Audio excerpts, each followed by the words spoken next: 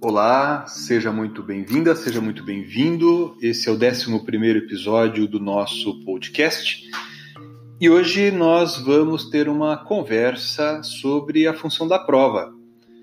Algumas questões que as pessoas, alunos, estudantes, professores têm enviado para nós aqui. O que é livre convencimento? A expressão livre convencimento significava, no Código Revogado, a apreciação livre da prova, apreciar livremente a prova, significava no Código Revogado que a finalidade da prova era a convicção íntima do juiz, ou seja, nós tínhamos que convencer o juiz, dobrar o sentimento dele para que ele, na sentença, dissesse como ele sentiria como os fatos aconteceram. O que significa livre convencimento motivado? É isso que nós queremos abordar hoje nesse episódio. Vamos conosco.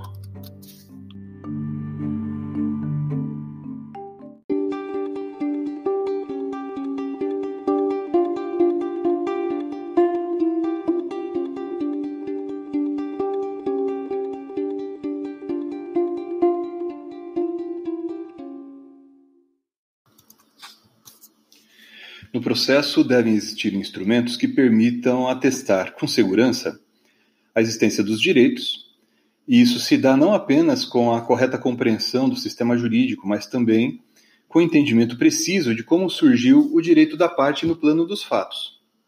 A apuração desses fatos se dá no processo através da prova. Mas não se trata de, através da prova, se demonstrar o fato verdadeiramente tal como aconteceu na realidade, porque o fato existe ou não existe, o fato aconteceu ou não aconteceu. Importa o que nós trouxermos para os autos. Por isso que se costuma dizer com acerto que o que se prova é a afirmação das partes sobre os fatos. O que significa dizer que nós provamos as afirmações das partes sobre os fatos? Significa que, através das provas, a gente tem que ter condições de identificar qual das versões apresentadas pelas partes se encontra em conformidade com a prova existente nos autos. Por isso que é um erro se falar, por exemplo, que com a prova se obtém a verdade dos fatos. A verdade dos fatos eu não obtenho através da prova porque eu não tenho condições de dizer que um fato aconteceu daquela maneira. O que eu tenho condições, e é o que eu posso obter através da prova, é a confirmação de que, com os elementos existentes nos autos, eu corroboro, ou seja, eu confirmo a versão dos fatos apresentada por uma das partes. Outro ponto importante. Não se trata também de, através da prova, eu vergar, eu dobrar, eu convencer o juiz no sentido de dobrar o sentimento dele para que ele se incline em prol de uma das partes, se ele favoreça, vamos dizer assim, a versão de uma das partes. É claro que com a tentativa de reconstrução dos fatos, isso vai passar pela percepção do magistrado, e quando ele se mencionar na sentença que se provou isso e se provou aquilo, ele vai ter que retratar na decisão o que ele extraiu das provas produzidas nos autos. Agora, notem bem, sempre que nós falamos que o juiz tem que estar convencido de algo, não se trata de dizer que eu entrei no estado de espírito do juiz, né? Porque eu não tenho como investigar o estado de espírito do magistrado. A prova não tem por objetivo racionalmente, eu convencer o estado de espírito subjetivo do juiz, né? Na verdade, rigorosamente, o sistema processual não aceita a ideia de que a gente teria que defender que o juiz julga pura e simplesmente conforme seu convencimento íntimo, né? Porque se fosse assim, a atividade probatória desenvolvida pelas partes seria meramente retórica, uma atividade de convencimento, pura e simplesmente. Mas, na verdade, não é isso que acontece. As provas têm que ser obtidas, ou melhor dizendo, o convencimento, entre aspas, que o juiz vai manifestar na decisão judicial, tem que ser manifestado através das provas existentes nos autos, né? Porque é a elas que nós vamos nos dirigir quando quisermos indagar se a decisão foi proferida em conformidade com as provas. Eu não vou, portanto, se eu quiser censurar a decisão do juiz, eu não vou indagar se o juiz acreditou, se o juiz sentiu intimamente que o fato aconteceu dessa ou daquela maneira. O juiz, notem bem, o juiz não pode proferir uma decisão judicial dizendo que ele sentiu diante do modo como as provas foram produzidas, ele sentiu que o fato aconteceu daquela maneira. O juiz haverá de colocar na sua decisão judicial que, em virtude das provas que se encontram nos autos, a versão dos fatos afirmada pelo autor ou a versão dos fatos afirmada pelo réu é aquela que é confirmada por aqueles elementos probatórios. Bom, o direito à prova, como hoje me parece tranquilo na doutrina, é considerado uma manifestação do direito de ação. E por isso que, modernamente, na verdade já há bastante tempo, né, se diz que o direito à prova tem fundamento constitucional, se diz que é um direito fundamental à prova. Esse direito fundamental à prova tem várias consequências, né? Então, por exemplo, as partes têm direito de provar a versão dos fatos, né, que elas estão afirmando, né? E tem também o direito de demonstrar a falsidade da versão dos fatos afirmada pela outra parte, que muitos chamam de prova contrária. Mas isso compreende também o direito de ver valoradas motivadamente pelo juiz as provas que foram produzidas, né? Essa avaliação motivada das provas vem a ser, por assim dizer, uma resposta do juiz ao direito que as partes têm de influir decisivamente nos destinos do processo, que não deixa de ser uma manifestação daquilo que um setor da doutrina chama de direito à participação procedimental, ou, em latim, status activus processualis, né, que é algo relacionado a uma versão moderna, atual, contemporânea do princípio do contraditório. O Código de Processo Civil, ao dispor ali no artigo 369, né, sobre o direito à prova, ele repercute essa definição ao estabelecer que as partes têm direito de influir eficazmente na convicção do juiz.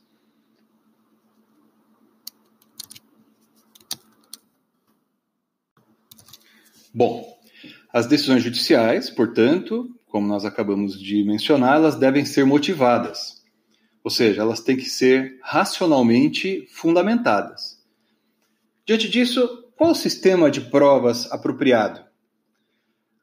Um sistema de prova marcado por provas legais, também chamado de sistema tarifado de provas, isso se afasta da ideia de fundamentação racional.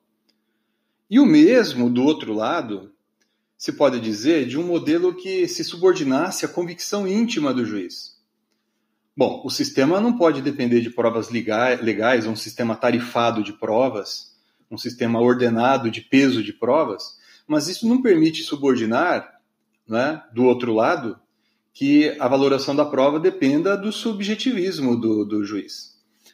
Alguns autores, se reportando à doutrina francesa, gostam de mencionar que em oposição ao sistema da prova legal, lá muitos falavam do sistema da prova moral, em que o juiz estaria, diante desse sistema, livre para determinar, de acordo com a sua convicção íntima, o valor probante dos elementos sujeitos, né, os elementos probatórios sujeitos à sua apreciação. E aqui eu gostaria de abrir um parêntese para discutir esse problema relacionado ao livre convencimento motivado. O Código de Processo Civil de 1973 usava a expressão, né, livre convencimento motivado para designar o modelo que então preponderava. Mas vejam, com a expressão livre convencimento, né, ou apreciação livre, apreciar livremente as provas, que constava no Código de 73, isso não significava que o modelo brasileiro se aproximava daquele que mencionei há pouco, que a doutrina francesa faz referência, que é o sistema da livre convicção, né? por apreciação livre da prova, ou quando o código revogado dizia no artigo 131 que o juiz apreciará livremente a prova, isso não significava uma adesão ao sistema da livre convicção. A doutrina, já há muito tempo, né, quando fazia comentário ou quando analisava esse dispositivo do código revogado, explicava que a expressão apreciação livre, que estava no artigo 131 do Código de 1973, significava apenas que o juiz não ficava limitado a provas legais ou tarifadas, né? Era esse o propósito do Código quando ele fazia referência a essa situação. Tem até um trecho que eu gosto de citar da doutrina do professor Humberto Teodoro Júnior. E vejam, o professor Humberto Teodoro Júnior, esse trecho você pode encontrar isso desde edições mais recentes das obras dele, até em edições mais antigas. Eu estou consultando aqui, para vocês terem ideia, um texto dele de 1981, né? Quando ele fala do artigo 131 do CPC de 1973 e sobre a ideia de livre convencimento. Abro aspas para citar o professor Humberto Teodoro Júnior. Não há mais provas de valor previamente hierarquizado no direito processual moderno, a não ser naqueles atos solenes, como casamento, testamento, transferência de propriedade imobiliária, etc., em que a forma é de sua própria substância. Por isso, o juiz, ao sentenciar, deve formar o seu convencimento livremente, valorando os elementos de prova segundo critérios lógicos e dando a fundamentação de seu decisório, nos termos do artigo 131 do CPC, na época de 1973. O livre convencimento, no entanto, não importa possa o juiz ser arbitrário, e assim ele prossegue. Então, livre convencimento significava, né, a expressão livre convencimento para a doutrina do direito processual civil, essa expressão livremente era empregada no sentido de que o juiz não ficava amarrado a um sistema hierarquizado de prova, que muitos chamam de sistema tarifado, né, ou sistema das provas legais. Então, o que parece que a expressão livremente se acabou dando um sentido muito maior do que ela tinha, essa expressão, à luz da doutrina que se formou ao longo de muito tempo, na vigência ainda do Código de 1973, porque essa expressão, apreciação livre da prova, né, não significava e não podia significar que o juiz teria discricionariedade em relação à prova, no sentido de poder examinar as provas de modo irracional, ou no sentido de que o juiz poderia se valer da sua convicção íntima, né? Agora, é evidente que, como o Código de Processo Civil de 2015 não reproduziu essa expressão, né, não consta do Código de 2015 esse texto, isso tem uma certa simbologia, né? Porque fica claro, sobretudo para aqueles que não eram habituados com o estudo do direito processual civil, né, e poderiam fazer uma comparação equivocada ou fazer uma análise isolada do artigo 131 sem compreender a história do Instituto, né, fica claro que não se admite qualquer carga de irracionalidade na motivação da decisão judicial em relação às provas. Tá certo? Uma coisa importante também, que eu gostaria de ressaltar aqui, que tem a ver também com o conceito de prova, né, é que alguns setores da doutrina consideram que a convicção do juiz é elemento do conceito de prova. Sob essa perspectiva, a convicção do juiz poderia representar a convicção do magistrado, né, poderia representar uma concepção subjetivista de uma realidade objetiva. O professor Leonardo Greco ele transcreve essa expressão num estudo dele sobre prova, né, se reportando a uma doutrina que enfatiza a importância da convicção do juiz quando tratamos ali da função da prova no direito processual. Agora notem, o direito à prova, como consectário do direito da ação, como manifestação do direito de ação, ele é visto, claro, como o direito de a parte demonstrar, por instrumentos processuais admitidos pelo sistema, né, aquilo que muitos de nós chamamos de verdade dos fatos, que rigorosamente significa que a nossa versão dos fatos, né, é a que está alicerçada na prova. Por isso que muitos dizem que a prova teria por finalidade convencer o juiz acerca da ocorrência de determinado fato. A isso, autores como, por exemplo, Michele Tarufo, né, chamam de função retórica, que considera a prova como meio de persuasão.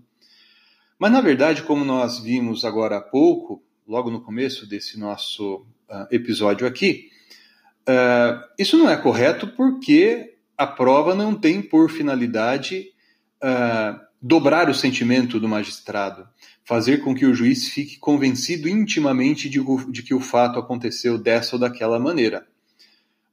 A doutrina, por conta disso, tem dado ênfase à função epistêmica da prova.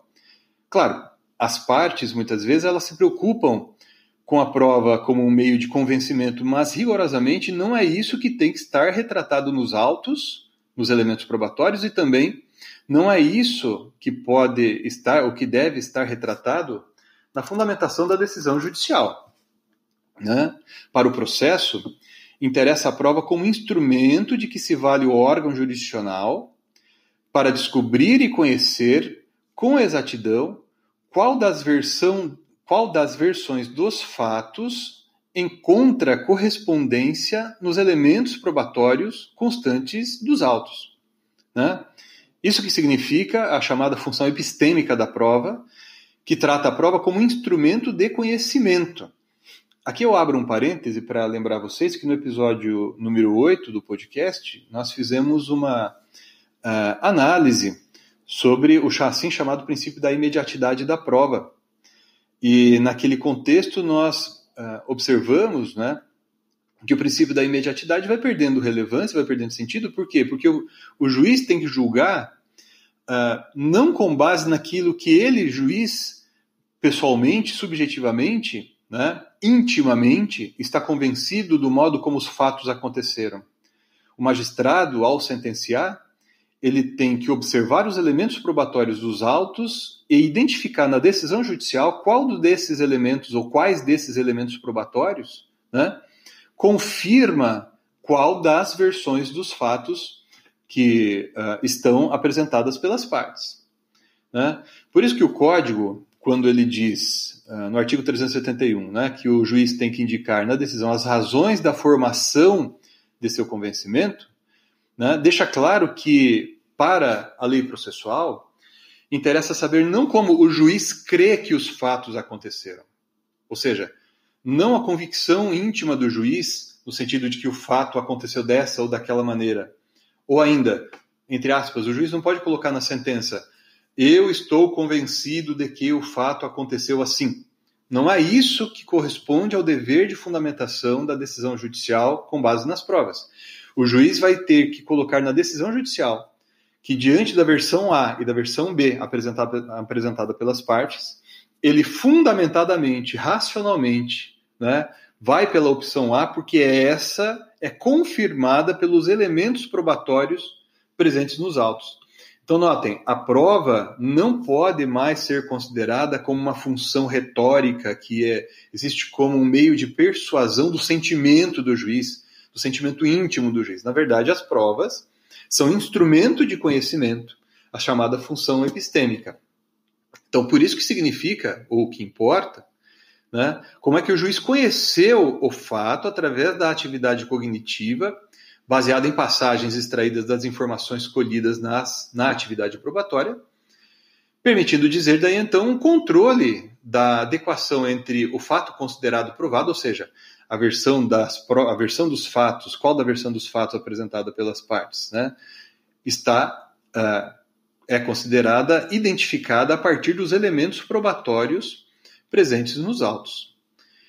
E, em síntese, então, o que a gente pode afirmar numa frase, se a gente pudesse ou quisesse tentar sintetizar tudo que a gente falou aqui numa frase, a gente poderia dizer o seguinte, que quando a gente diz, entre aspas, que o fato está provado, na verdade, nós estamos querendo dizer que o juiz, na decisão, ele consegue atestar objetiva e racionalmente, né, a coerência entre o que se alegou, ou seja, entre a versão dos fatos apresentadas por uma das partes e os elementos obtidos com a atividade probatória. Tá certo? É isso.